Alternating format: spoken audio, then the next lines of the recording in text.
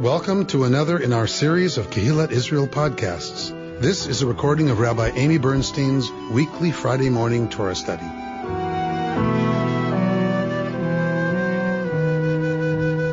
We are in Parashat Vayetze I this morning in the book of Genesis. We looked at, because we read on a triennial division, as most synagogues do, most synagogues don't read the entire Parsha because it's so much material. So we were in the first year of the triennial reading, so we're at the beginning of every Parsha. But notice, last week we talked about this is the story of Isaac, and already this week we're at the story of Jacob.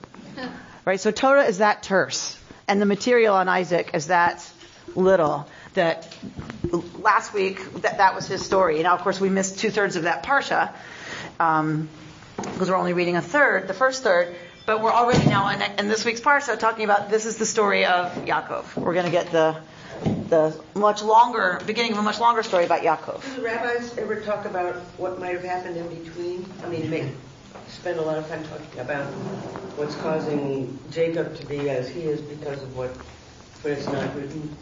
There's a lot of it in Midrash. So that's a lot of what Midrash is about, and what it does is it fills in what's missing. The journey, for instance, of Abraham and Yitzchak to the site of the Akedah, the site of the binding of Isaac, that journey is a 3-day journey, right? But we only get we get one sentence spoken by Isaac, right?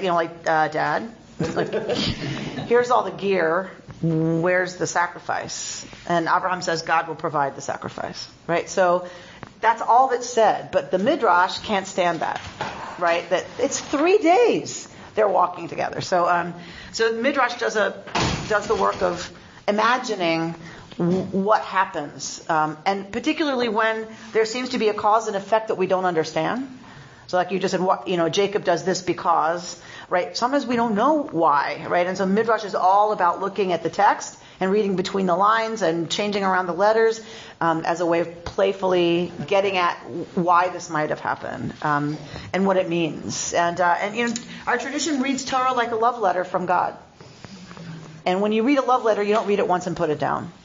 You're like, why a comma there, right? Why dearest Amy and not dear Amy, right? Like, what does it mean? It must mean something that she chose the word dearest, right? Like, and we read something into every single word and every single nuance and every single choice. Whether it means that or not. Right? And half the time, of course we can't know what someone meant, but that doesn't stop us from, what if dearest isn't better? What if, that means, right? So the very dearest. The very, why didn't it say the very dearest, right? So, and that work of playing with that is the work of our tradition. It was the love, the rabbis love this stuff. They love this text, and they bust it open, and they sometimes use it, as I demonstrated in my Rosh Hashanah sermon, right? They sometimes use it, dafka, to undo something that has been assumed or has even been stated in Torah. So it's a wonderful, amazing game of millennia-long engagement. I think I knew that, but you just made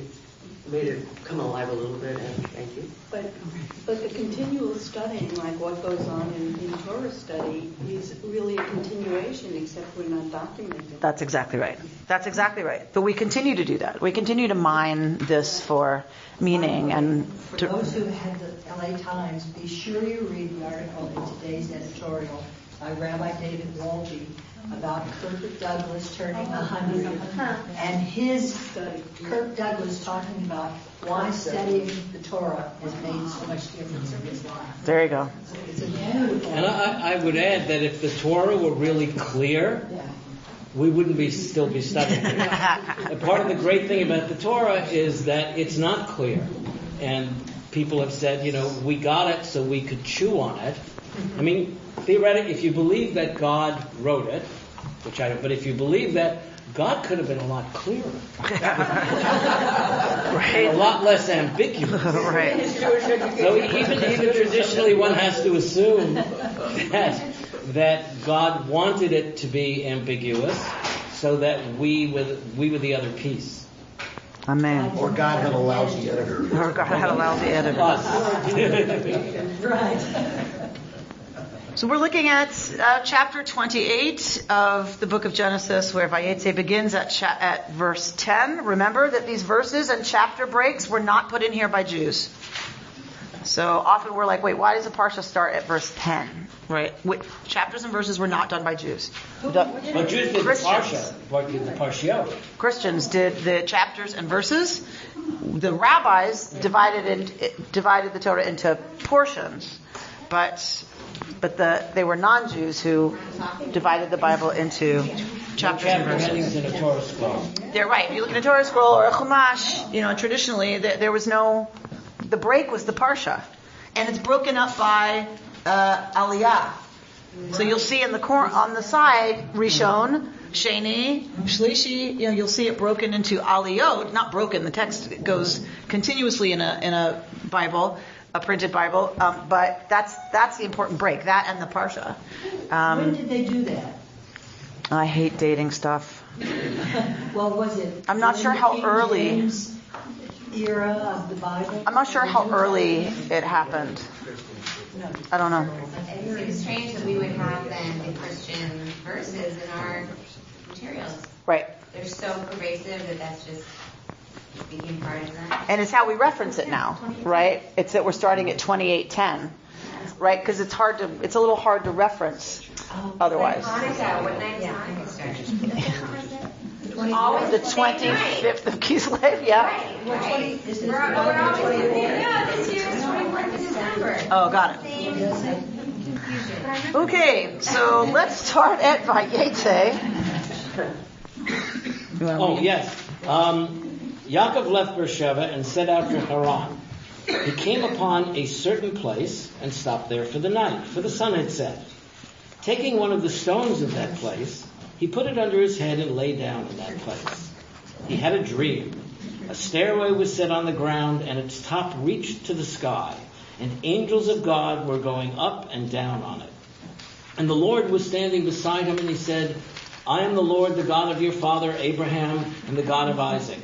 The ground on which you are lying I will assign to you and to your offspring. Your descendants shall be as the dust of the earth. You shall spread out to the west and to the east, to the north and to the south. All the families of the earth shall bless themselves by you and your descendants. Remember, I am with you. I will protect you wherever you go, and will bring you back to this land. I will not leave you until I have done what I have promised you. All right. Oh, no, go on. Oh, Yep. Yaakov woke up from his sleep and said, Surely the Lord is present in this place, and I did not know it. Shaken, he said, How awesome is this place! This is none other than the abode of God, and that is the gateway to heaven. Early in the morning, Yaakov took the stone that he had put under his head and set it up as a pillar and poured oil on top of it. He named the site Bethel, but previously the name of the city had been Luz. All right. Why is Jacob leaving Beersheba? Esau wants to kill him. Esav wants to kill him. Why does Esav want to kill him?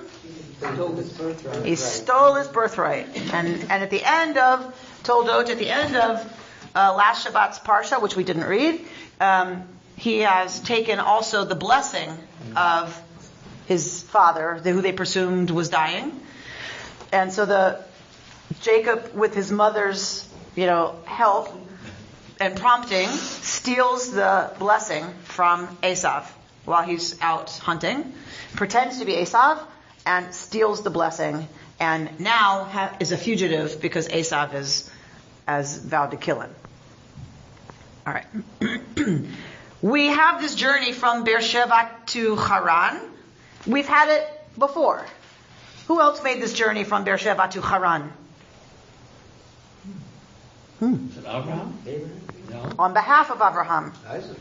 His servant. His servant. Thank you, Reuben. Eliezer. To find a wife. Eliezer goes from Beersheba to Haran to find a wife for Isaac, right? Oh yeah. So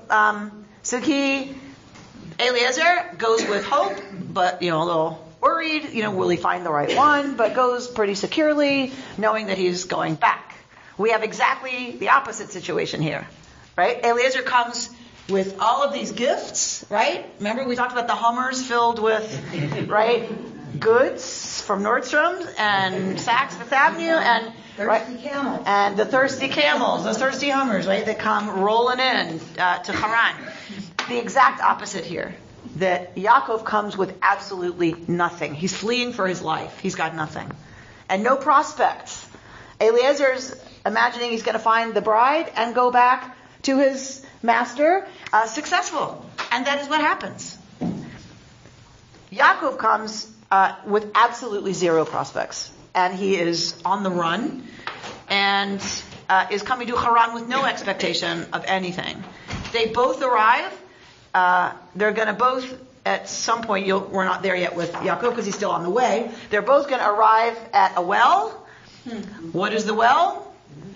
Symbol of life, water, fertility, right? And it's always where you have the betrothal scene.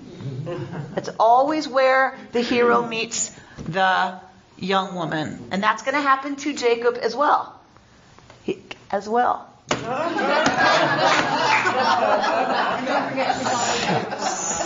And she's always beautiful, right? She's always beautiful, or she wouldn't be a matriarch. And so he's going to come to the well, and there he's going to meet Rachel. All right. But we're not there yet. But these are parallel. They're absolutely parallel journeys, completely opposite in what the circumstances are. But there's going to be a betrothal scene, in both of them, where there's a woman at the well, and that turns into a marriage. For Eliezer, it's hugely successful. Rivka is the next Avraham, as we talked about a little bit, not Isaac. Many people in our tradition point to Rivka as the one who really takes on the qualities of Avraham. Right? She left her home. She didn't look back. They consulted her. Do you want to go with this guy? She says, sure. Right? She's up for the adventure. She goes. She doesn't look back. And she has a successful marriage early with Isaac. And so she's really the one who follows in the ways of Avraham. So that's a very successful meeting at the well. So it was for Jacob, except he's going to get bamboozled out of that being a happy marriage. Right? So Yaakov, who's on the run for tricking his brother out of his blessing by dressing up as him for his father who can't see, right? He disguises himself. Using Isaac's blindness, he disguises himself as Esau to steal that blessing. And what's going to happen to Yaakov, we know in this parsha right now, is that if we get there, I'm not sure we will, is he's going to fall in love with Rachel, and Leah will be placed in a veil that prevents Yaakov from seeing her identity, and it wrecks his happy marriage. The family's locked in all kinds of tension and horribleness and jealousy and hurt for the rest of Rachel's life, which is not nearly long enough. She dies in childbirth having Benjamin. All right. So very much they're meant to parallel each other. They're meant very much to be similar stories, but we get the zets that Yaakov has created in his world, which changes very much the story from what it was with Eliezer and Rivka. So Yaakov left Beersheba and set out for Haran. He comes upon a certain place. So Vayivga bamakom. He comes upon a place. It's an interesting word here used for coming upon a place. And it's more sudden than just happening upon. Right? There's nothing that says happening upon in that Hebrew word. So a pigua in Israel is a terrorist attack. Is a bomb. Something that injures. Right? So it's almost like Yaakov smashed into this place. For the rabbis, it's a miraculous thing. Night is coming, so Yaakov has to sleep, but God wants that Yaakov should be sleeping at this holy place of Bethel, and so God causes a miracle to happen. This is to your Midrash point, Linda. And the earth actually contracts so that Yaakov can get there before nightfall. But when you contract the earth like that, right, it kind of lifts it up, and so he actually smacks into Bethel. Just saying. So, but it's kind of this abrupt. He's He's in this place, and it's called makom. And whenever we get makom, right, we have echoes of something special here, something possibly of the divine that's going to happen. It is one of our names for God, hamakom, the place. Can this parallel the story of the burning bush? I don't know if makom is used. 100%. It's going to be a place of discovery. For Yaakov, it's going to be internal, right? Not some external sign, but like Moshe at the bush, it's a moment of, right, an encounter with the divine. Well, like the bush and Sinai, it's kind of in the middle of nowhere, an undetermined place that could be anywhere. Correct. But here we're going to get a very specific place, right? So that's different it's from there, Moshe. but it's not like it's like a place somewhere. Right. And for Yaakov right now, Yeah. there's nothing to make it special. He just happens upon this place because it's getting dark. It's very clear that he stops here because it's getting dark. Night was approaching and he needs to stop. You don't travel. It's stupid to travel at night, right? In the ancient world, or even, I guess even today. Like you're vulnerable and you can't see very well, and people can be hiding in the trees. Like you don't travel at night. You hunker down, you make a fire, and you seek protection. All right, so he stops there for the night. Taking one of the stones of that place, he put it under his head and lay down in that place. There's a lot of discussion in the scholarly literature about why a rock under your head, right? Like if you're going to pick something, No pillows. there's no pillows, but generally, wouldn't you take your saddlebag or your cloak or I don't know, some leaves? I don't know, but like a rock. Really? Then a smooth rock. Could be. It's still kind of hard. The Egyptians used, they had rests, which they were almost rock-like. So, and certainly in cultures where women had these elaborate hairdos, right? They had to sleep on something that just held their neck. So this is the argument. Is it that this was some kind of normative practice, that he would have, used it as a resting stone? Or He was between a rock and a hard place. well, there are just some things they cannot prepare you for in rabbinical school. I'm just saying. He was between a rock and a hard place. Yes. The commentary here says he exhibits his youthful adaptability by using a stone for a pillow. All right. So he was so young and vigorous that it doesn't matter that the stone was hard.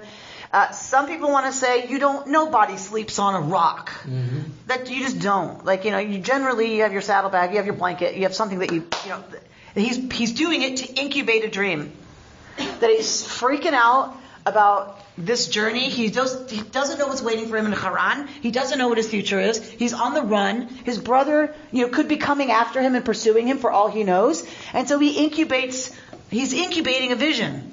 And one of the arguments for that is that he has a vision, right? So, but be that as it may, he puts a rock under his head, and there's a midrash. You have to go look it up, Linda, about he puts 12 stones there all around his head, and then they move around and do all kinds of crazy things. It's also interesting. He takes a stone from Bamakom. From that the same place. word. If you're saying that Makom is a word for God, then that puts another thing on the stone. Right? So he takes from one of the stones of God, perhaps, and he has a dream. Dun, dun, dun, dun. Right? That is always meaningful, right? In the ancient world and in our text. If we get a dream, there's a reason we're getting a dream. It's still true. And for many, it is still true that dreams are deeply meaningful. I have never figured it out, but Vayachalom, and he dreams. V'hine, and lo. Right, I love that English word, which I tend to translate with a Y instead of an L, just to bring it up to date. And yo, that's what hine means. Behold, like yo. Sulam, mutzav, arza. A ladder was, remember we talked about this word, nitzavim, nitzav, amatzeba. We talked about it firmly rooted, planted. So a ladder was, boom, there, planted, arza, on the ground, right towards the ground. the Rosho, but its top, its head, Magia Hashamayma, reached the sky, reached Shamayim, right? When you put when you put a hey at the end of some of these words like Eretz, here it says Artza, it's directional. So Eretz is land, earth, ground. When you put a hey at the end of that, Artza, it means towards the ground. And the top, Magia Shamayma, with a hey. The top reached towards the heaven, right? Vehine, and lo, Malchei Elohim, Olim v'yordim bo. So Malachei Elohim, angels, messengers of God, Olim, are going up and coming down it. So why wasn't the ladder from the sky, from heaven down to earth? And why did the angels start at the earth and go up when theoretically angels would be in heaven? I'm sure the rabbi said this. So clearly Bert is familiar with this story, because one of the questions the rabbis ask is interesting that the direction is from here, there, from the earth to the heavens, and that the malachim seem to be here. They olim first. They go up first and then come down. So seems to suggest, say the rabbis, that the malachim are here among us. These are malachim who are always going about the business of doing good, says the always optimistic Sarah. They're doing good. Some say they are busy watching what's going on and reporting back. So they are always here taking notes and reporting. Others suggest that they are always coming and going because they have a job to do. Malachim are what? What is it in Hebrew? What does it mean? Messengers. So they're delivering their messages. Right? They're like, it's the postal service, right? The divine postal service. That they're UPSing their divine messages to everybody, and then they go back to, get a new assignment. All right. So in any case, it seems there's a lot of busyness with this sulam, with this ladder. Vehine, and lo, yo, yud hey vav hey. God's self, nitzav alav. Here's that word nitzav, right? Standing, but in that way that we talked about, like a monument, a pillar stands, right? God nitzav alav. Rita, what does alav mean? On the ladder, presumably on it, or on the ground. It's on something. They don't tell you. It's on it or on him. Yeah. We don't know. So your English is already an interpretation. Mm-hmm. Your English, ignore it. Ignore your English translation. So what does your translation say? And the Lord was standing beside him. That is not what the Hebrew says. Adonai was standing on it or on him. So either God is standing on Yaakov or in him, or God is standing maybe alav, meaning on it, on the ladder, or on the earth, on the makom, or like so. It is very clearly left in the Hebrew ambiguous on purpose. Any rendering of the English is a reduction of the Hebrew to linear, logical. We have to have a picture in our heads, and English is very precise. And so the English is going to give us a very precise image. That is not the point of the Hebrew. The reason the Hebrew needs to stay ambiguous is because this is a vision. Dreams, visions are not linear, right? They leak into each other. Something morphs into something else. And it reminds you of this, but it's not really that. And you're standing in Iowa, but you're not anymore. Now you're in the shower. Now, right? It doesn't make any sense. Is modern spoken Hebrew equally ambiguous in translation? Most languages are ambiguous. In this case, yes. This is still how you would say it in Hebrew today. And it would still be ambiguous. That I'm putting this alav on it. On it, the table. Right? If I don't say the table, if I just say on it, we don't know. If the people listening at home, I put it on it, what it? Y'all in the room may see it, but they don't know if we're talking about the table, my book, my chair, right?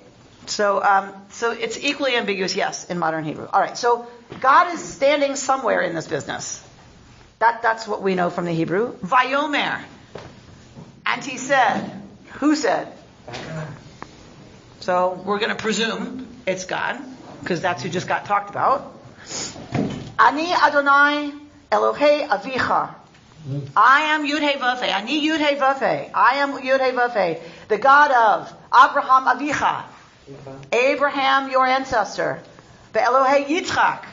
And the God of Yitzchak. Ha'aretz asher ata shochev alea lecha etnena ulezar'acha. The land that you are lying on her, I will give to you and your offspring. V'haya zar'acha ka'afar ha'aretz. And your offspring will be like the dust of the earth. Ufa'atzta yama, yamasi, ocean. Adahe. What does it mean? Towards the ocean. So ufa'atzta, and you will bust out.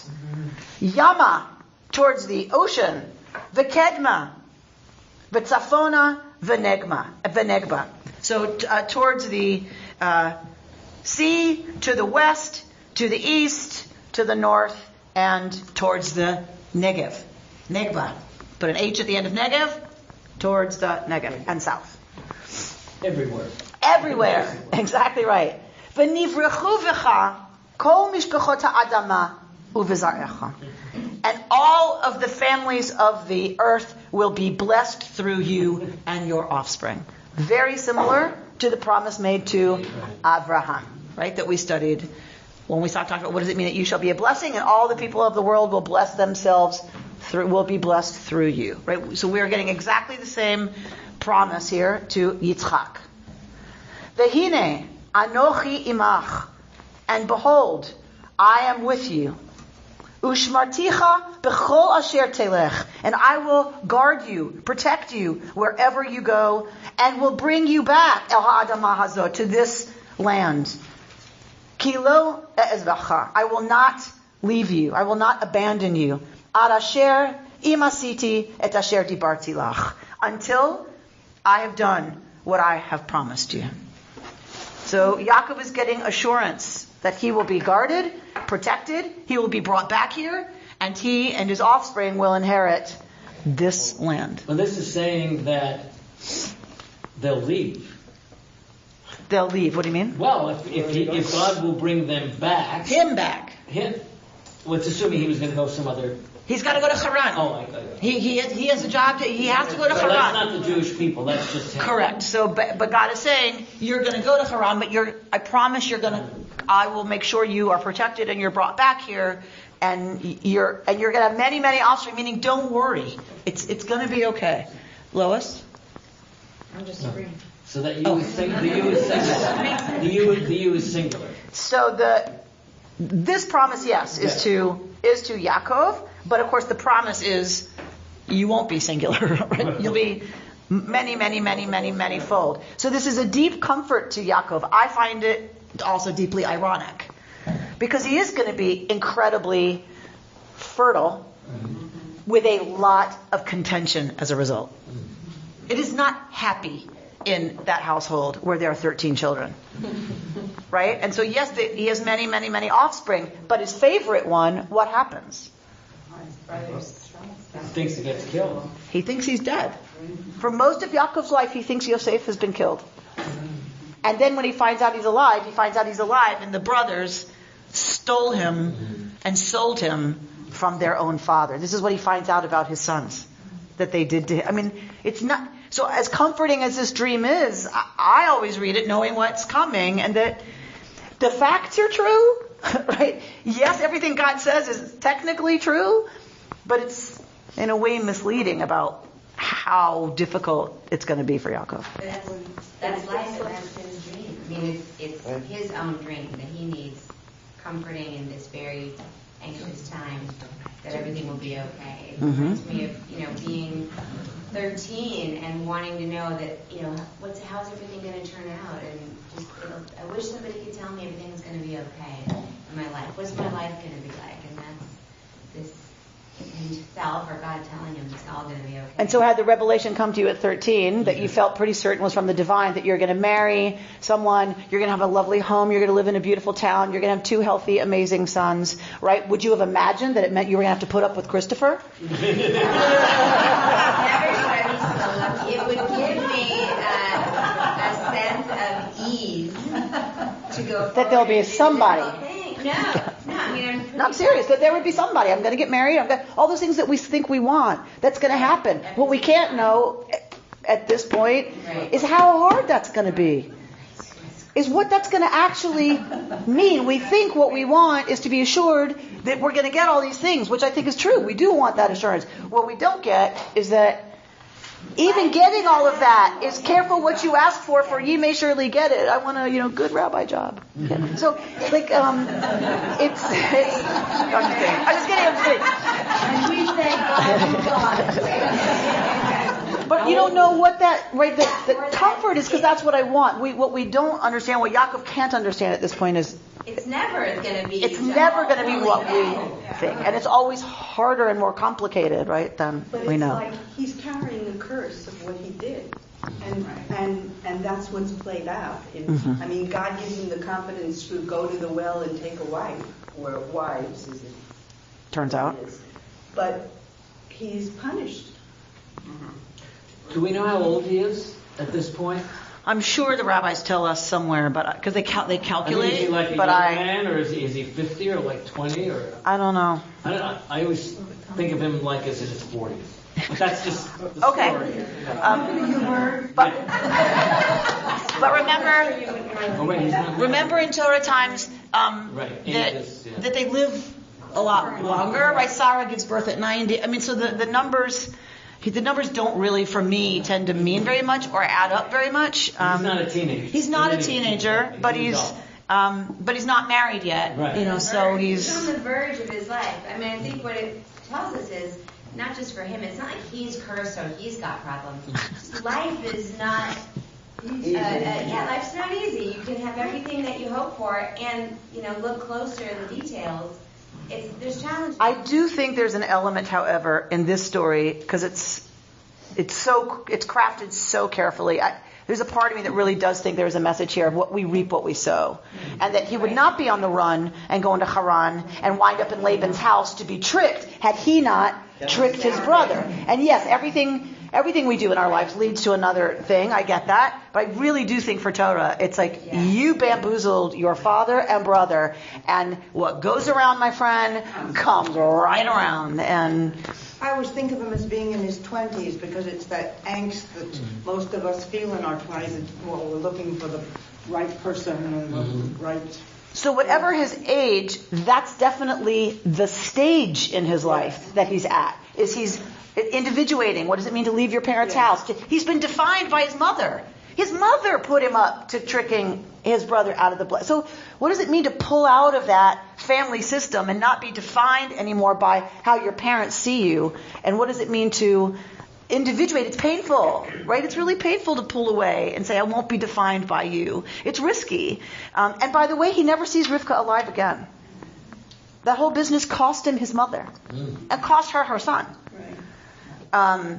And so he's at that age, that angst, and I don't know what's coming, and he has no assurance of a lineage. I don't even know that that's on his mind. We know it was on Abraham's mind, but we don't know that Yaakov even cares right now about descendants. He's not been someone who understood himself as part of a covenant necessarily. Maybe his father, Yitzchak, tells him all about him and his grandfather having this great vision for a covenant, blah, blah, blah, blah, blah. Does he buy it? I don't know.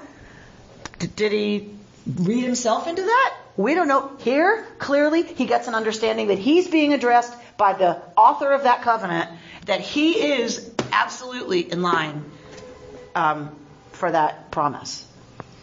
Okay. Kirk Douglas points out in that article that the Torah tells the greatest stories ever written because of the conflicts and the family and the unanswered questions. They're the greatest stories written. There you go. I won't argue with you.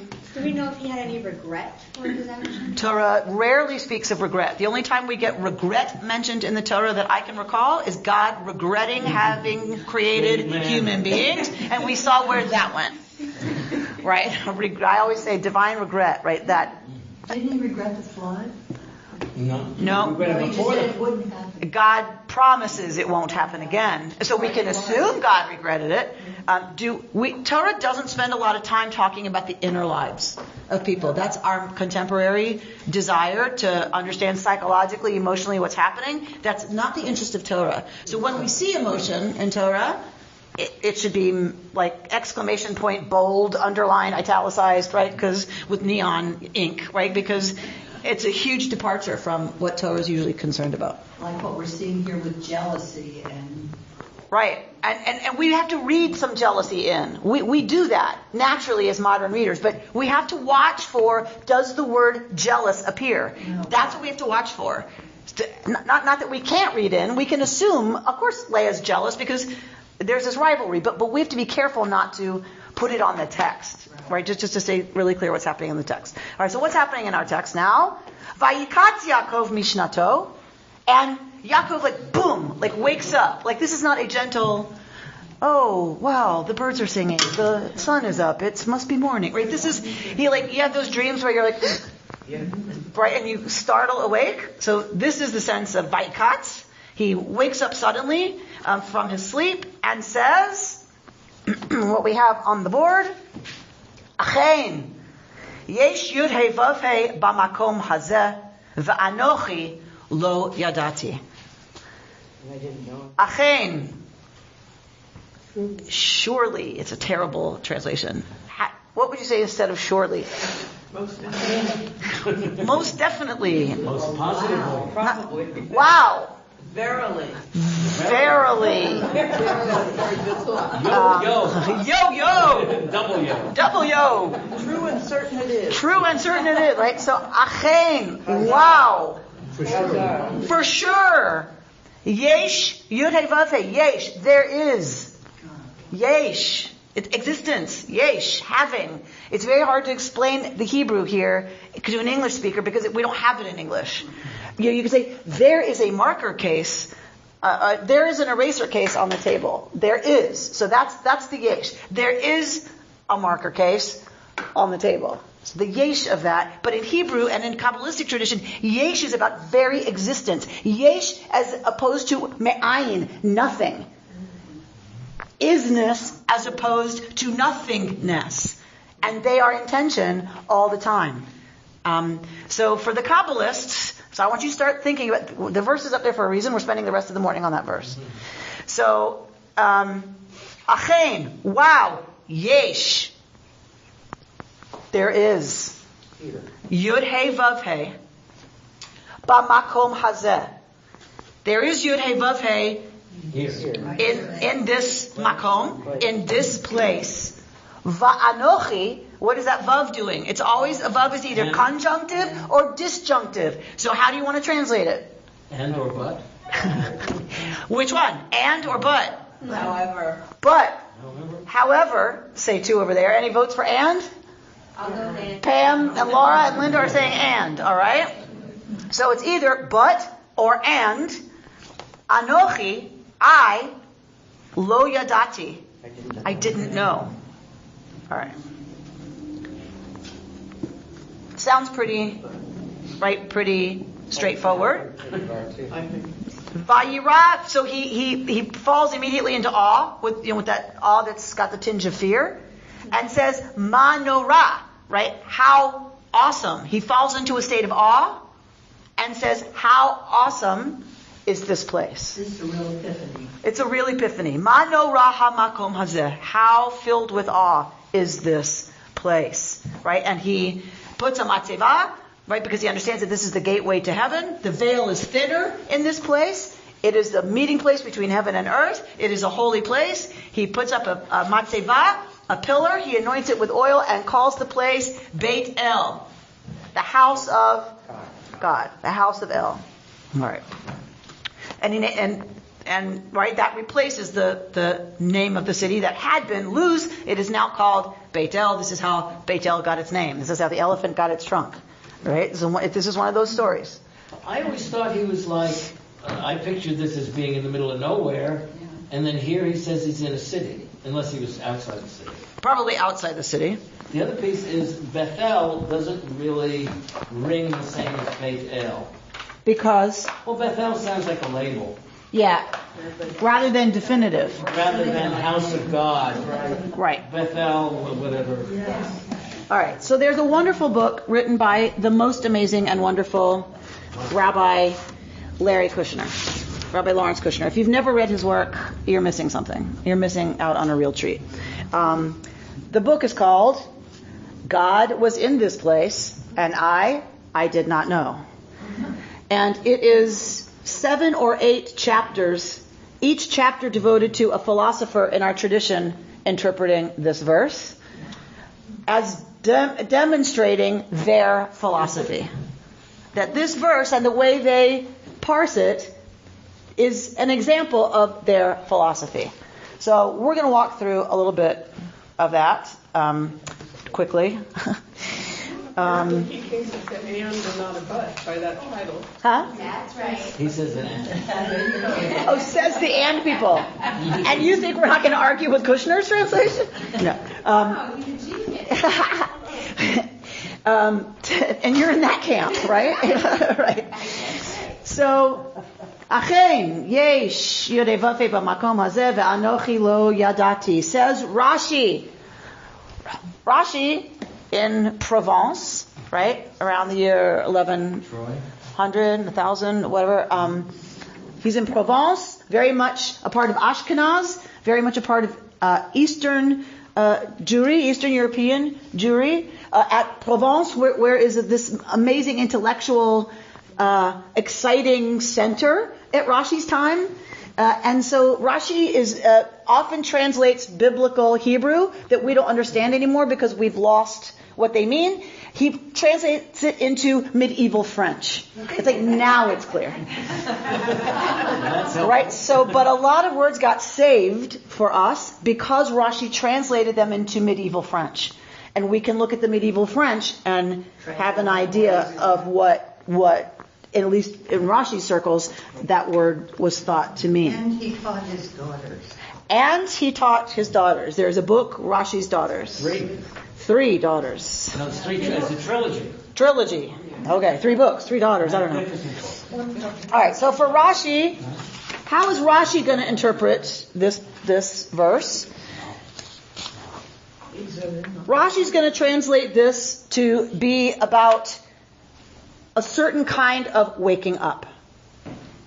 So for Rashi, Rashi says, the burning bush, Rashi as translated by Larry Kushner, Rabbi Kushner says, the burning bush was not a miracle. It was a test.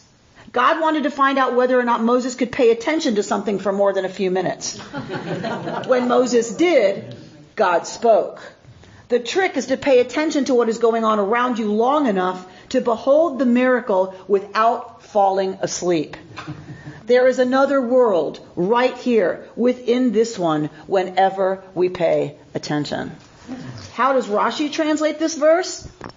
Achen, yesh yud hei vavei b'makom hazeh. Behold, wow, there is yud hei vavei in this place. Va'anochi lo yadati. And I didn't know. Because had I known, I would not have gone to sleep. I went to sleep because I did not perceive, lo yadati, I didn't know that God was right here. Had I known that, I would have chosen obviously to stay with that and to stay awake and to engage with that. And Rashi's saying, God is b'makom hazeh.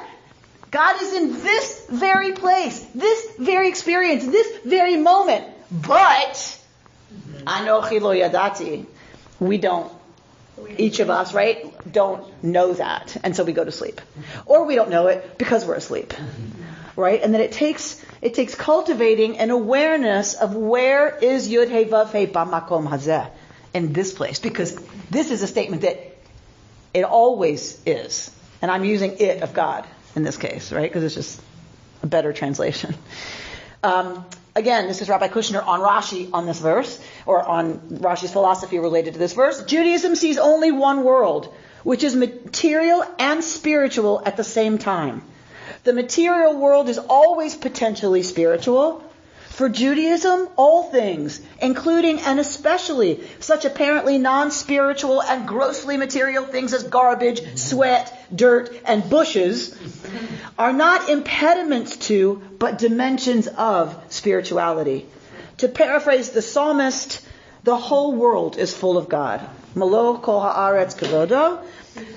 The business of religion is to keep that awesome truth ever before us, so that we are looking for it. So we are looking to the bush. What's the miracle here in this bush being on fire? This is the deepness in the mindfulness movement. This is the foundation of it. I think mindfulness is part of every single person in this book that he quotes that's dealing with this text. Absolutely. I think this is intention, being mindful, right? It's just different gradations and different ways of getting at it. But 100%, that's what this verse is for all of the great masters of our tradition. It's a teaching about mindfulness. So the Kutzker Rebbe. So the Rebbe of Kutsk. Menachem Mendel of Kutsk, right? So part of the early Hasidic movement, right? And looking in the Hasidic movement to oppose the super rational world of Talmudic discourse, right? That whole, pilpul of law and details about law and linear thinking, right? Hasidism comes to say you've lost the whole soul of this business when you start tearing apart this, and this one's got to best that one with a logical argument about who cares? You've lost the soul of Judaism when you're so up in your head. And so Hasidism is really about bringing joy and an animated, Judaism to the people.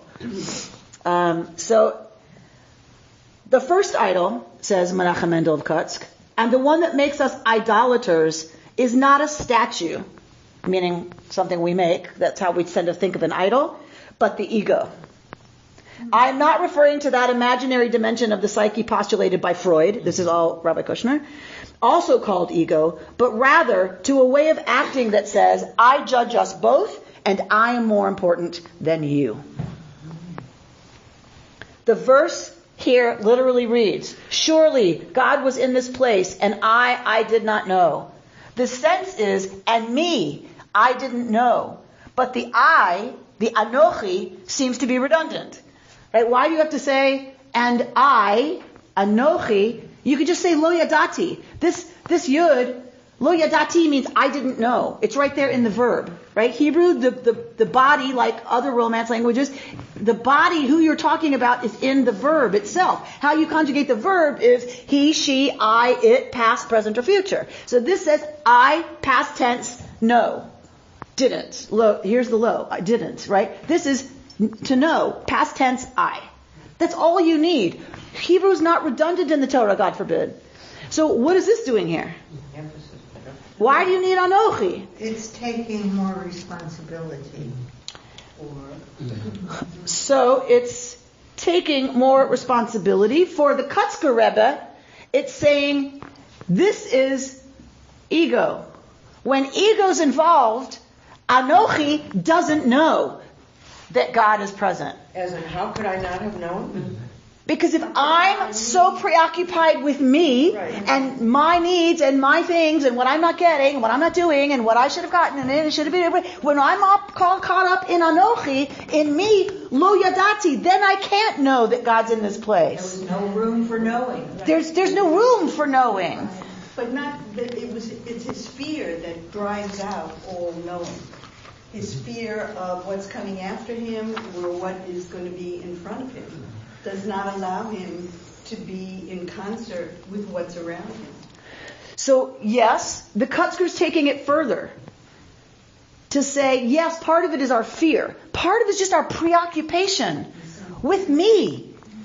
And when we're stuck in me, as we all are most of the time, this is what mindfulness practices is about. Monkey mind, the chatter going on. I taught this to a group of B'nai Mitzvah, my 7th graders one time, and I got a phone call from a parent who said that the child was very upset that I called them all monkeys. You have to be careful what age you teach certain things. So monkey mind, right, is going on in every single one of our heads. Monkey mind that's just what happens. That's what the brain is supposed to do. It's supposed to think. It's supposed to worry. It's supposed to plan. It's supposed to run over that situation. How would I have done it differently so that next time I do it different, right? That's the brain's job. Mindfulness is about saying there's nothing wrong with that. But if that's all there ever is, you cannot possibly apprehend Yud Hey Vav Hey or know Yud Hey Vav Hey in any kind of, because the word in Hebrew, this knowing is like also in the biblical sense, right? So it's an intimate knowledge. You can't have that if you're all caught up in Anochi,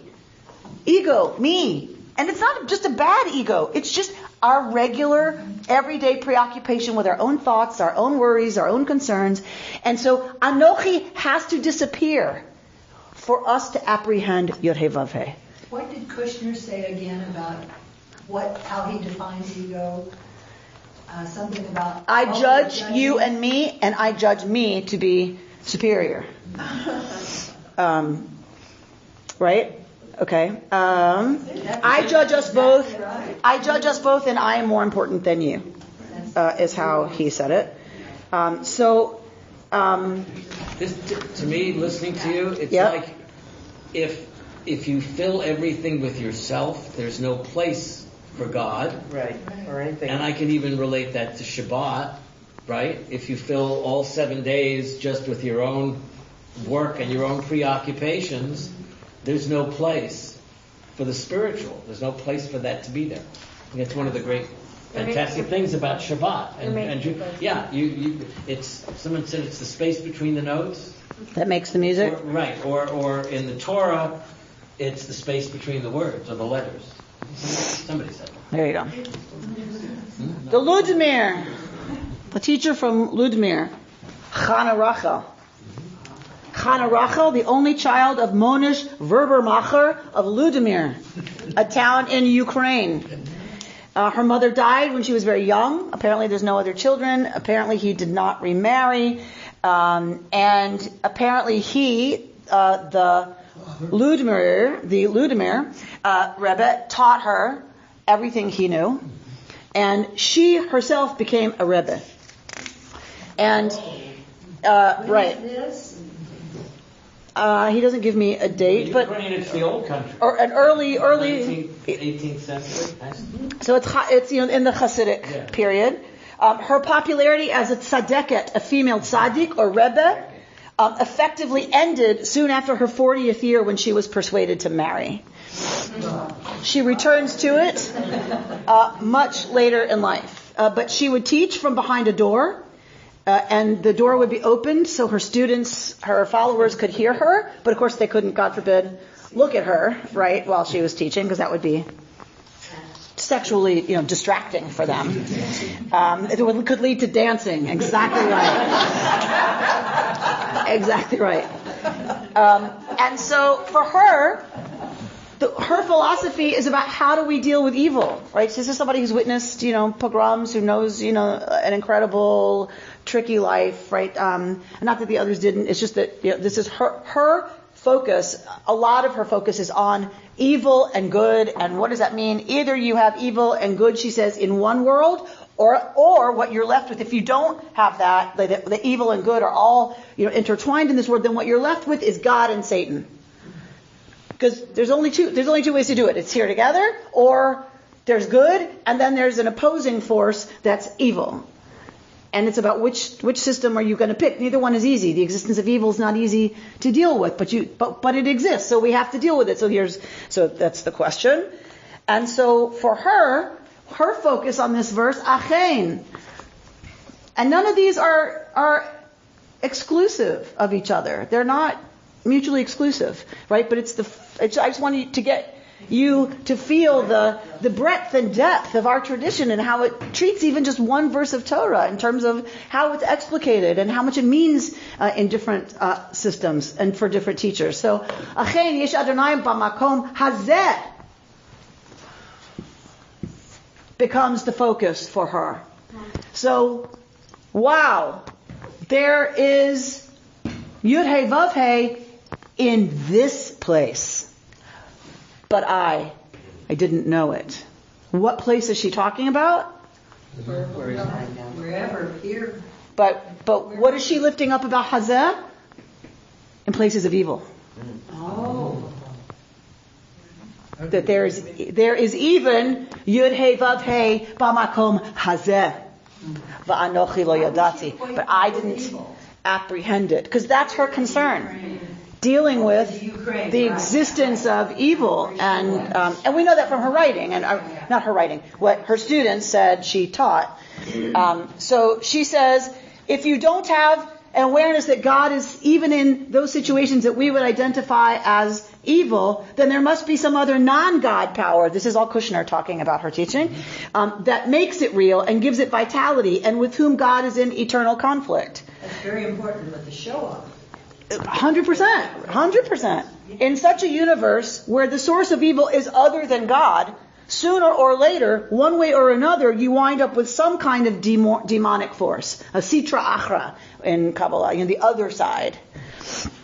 Other side, devil or Satan, right? In the second world, God is somehow part of the evil. So one world is that you've got God and then something opposing God, because God can't be in anything evil, right? In the second world that she describes, God is somehow part of the evil, present even in its depths.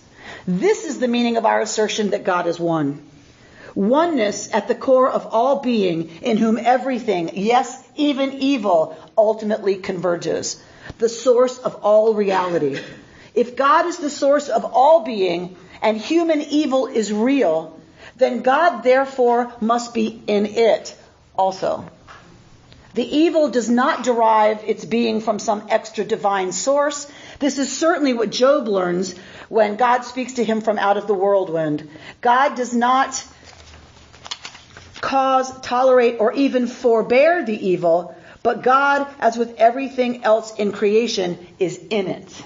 God plays all notes. God plays all notes, including ones that when you play them together are discordant to the point of it being horrible. But if you accept that and that vision of that, it discounts the personification of evil as Satan. Yes. Yes. Which is not a bad thing. It doesn't, it takes them off the stage. Yes. That's what she argues. Yeah. She says, unless you're ready to say that God is even in Makom Hazeh, even in this place, pick what that is. There's not, unfortunately, a dearth of things to choose from. Then what you're saying is, I deny that there is another force that opposes God that is the originator of evil. And that's the world she wants to live in. That's how she's making meaning and reads it into our tradition, that's what min means, Adonai Echad. God is one. It's not divisible into this is God and that isn't. So is the idea of Satan ever brought up in the Torah? No, it's not Torah. It is after Torah that we get the character of Satan. The Christian. No, the Jews. Satan, but Satan starts not as Satan as we know Satan. Satan begins in angelology, in early Jewish angelology, as the prosecutorial angel. If you're in a legal system, and remember the rabbis are in a legal system, that is their Judaism. They don't have sacrifice. They have a legal system. So for them, the legal system is the system. Halacha. Right. The path is a legal system. So for them, within a legal system, you have the defense and you have the prosecution. And Satan is the malach charged with the job by God of being the prosecutor in the case. And it's usually Moshe, Abraham, or the people Israel who are the defendant. So then that becomes and morphs later into the kind of a evil force. A totally different concept from the Christian concept, certainly. Certainly, yes. Because Satan is under God's authority. Right. And maybe it is in Christianity too. I don't know enough about Satan and Christian, theology in that system to know. But But Satan is under God's authority. Satan is free to act, right? And God gets trapped sometimes, right, in the Midrash by having to defend Israel. For instance, the binding of Isaac, right? In the Midrash, Satan is going, nah, nah, nah, nah, nah. See the big party God that Abraham threw for Isaac's weaning? You know, Abraham loves Isaac way more than Abraham loves you. And so God is now trapped by the prosecutor who has brought a charge against Abraham. And so God has to set up the case. And so God says to Abraham, take your son, the only one you love, and offer him to me on a mountain. To prove to Satan that Abraham loves God, in fact, more than I. So this is how Satan functions in rabbinic literature. But wasn't there also a big challenge from Zoroastrianism at some point? Yes. Which says that there are two gods. Two God forces. and evil. Yep. And particularly, I guess, in Iran and in that part of the world. And there was a huge Jewish reaction against that. Early. Yeah, early. And there's even things in the liturgy that, you know, the morning blessing that says God creates light and fashions darkness. So the Siddur, the literature of the Siddur, is very much an answer to Zoroastrianism. This is way later, right? So this is not dealing with Zoroastrianism, but it is dealing with the question of evil, because that question, unfortunately, doesn't go away. Will you kindly repeat the name of the woman that you're quoting? Yes, even though I will butcher it. Hannah Rachel of Ludimir. And I can write it down for you. And she's called the Ludimirer Moed. Moed? Maid? Is that maid in Yiddish? No, Moed. it's sort of a gross girl. M-O-I-D. A gross girl? Is a little girl. A moed is a grown-up. The Ludimirer Moed is what she was called. A moed would be a girl who is very oppositional and strong. Oppositional and strong. Okay, well, that's who she is, apparently. The Ludimirer Moed. Any teacher. And it's capitalized, so I'm assuming that's what they called her. Yes?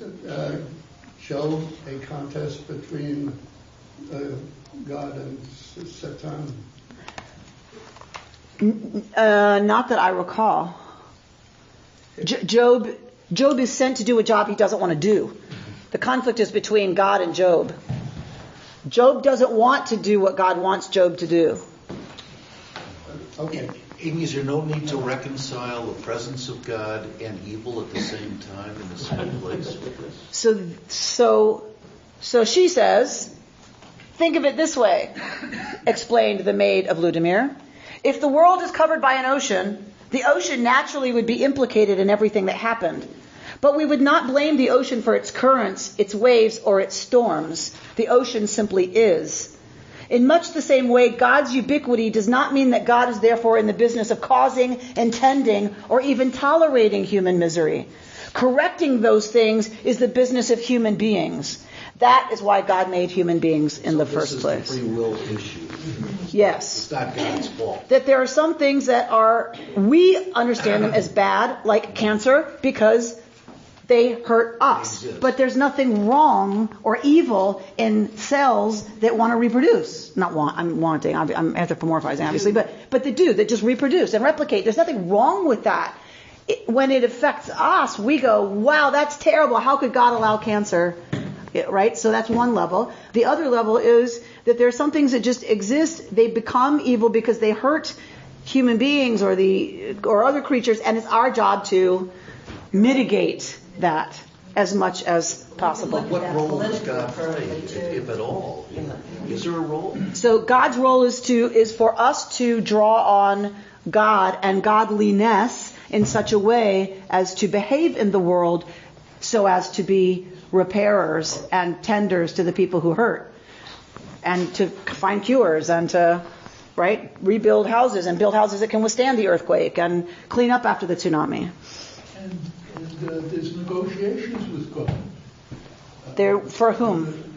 Well, Sodom. Abraham negotiates, not to destroy. And there was another fellow too who again negotiated with God. God was one that was sadistic and evil, and somebody negotiated to save it. Some person, human, negotiated and saved it a couple of times. Moses was the other person. Moses. All right, we're going to close with one more, and then a special treat for you, and then we're going to say our closing prayers. The Maggid of Mezrich, Dov Ber, the Maggid of Mezrich, Poland, 1772. Right, so again, the Hasidic, very beginnings of the Hasidism that we know, says this verse is teaching what we all spiritual seekers and finders know, and it's not easy.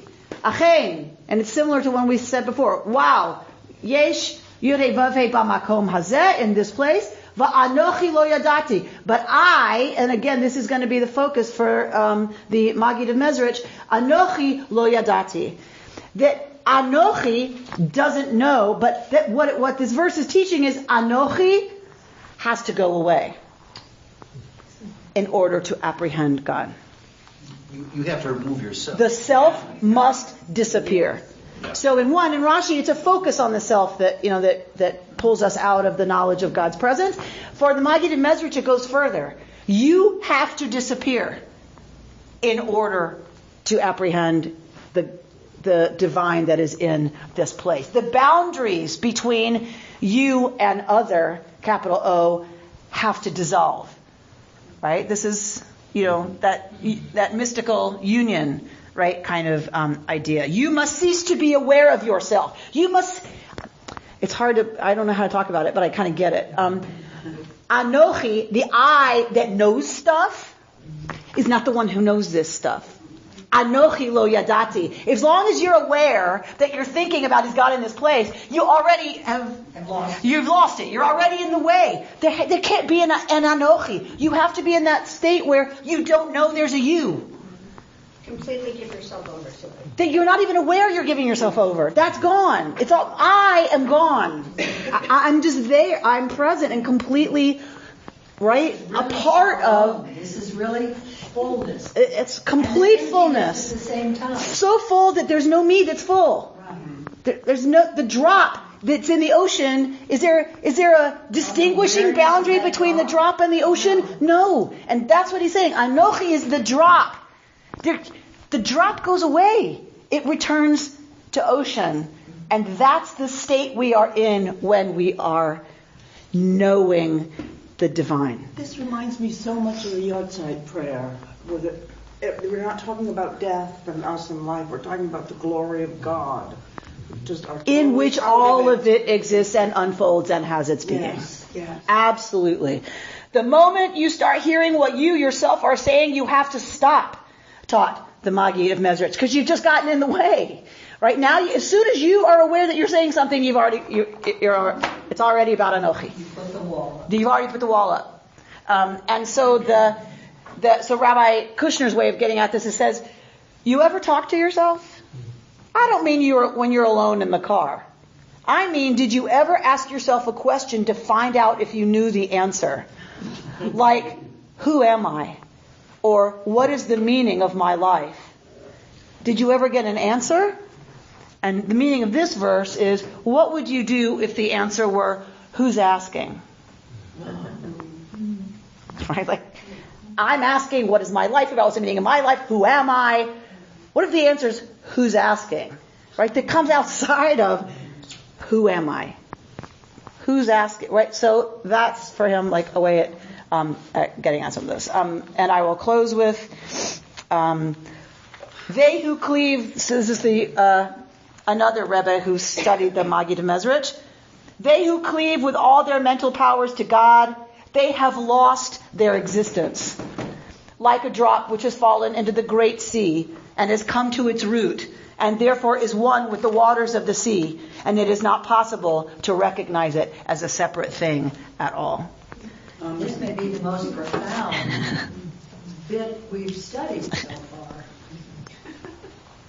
Before you made a comment about that the Torah doesn't have a lot of emotion in it. Mm-hmm. It's there for us to we put our emotion in. Mm-hmm. Now, in studying this, it's like, get rid of your intellect.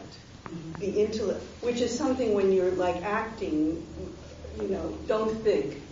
Become. So the combination of those two things is what's rattling around my brain, which I can't give shape to. I'm just kind of spewing. Good. This is the place for spewing. This is holy spewing. I'm not spitting. I'm spitting as well as spewing. Just spewing out.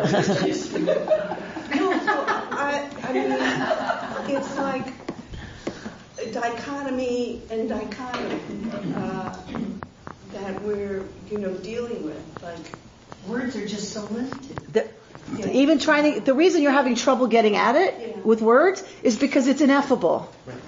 Some of this is the whole Yud Hey Vav Hey business, the ineffable name of God. Why is it ineffable? Because ultimately we're talking about something beyond words, something that we can't speak about. And so always when we're talking about these things, it's very hard, even for me to teach it, it's very hard because I don't know how to say it even in a way that I get it, but it took somebody trying to explain it to me till I got it, right? And so we use different kinds of words. We use metaphors. We use, whatever. Art is one way to get at it. So we have the great good fortune. Good segue. A great segue, right? So art, right? The art of metaphor that we just had with the ocean. That's one of the best ways for me to understand it. We have here a beautiful, beautiful artistic representation of Yaakov's dream.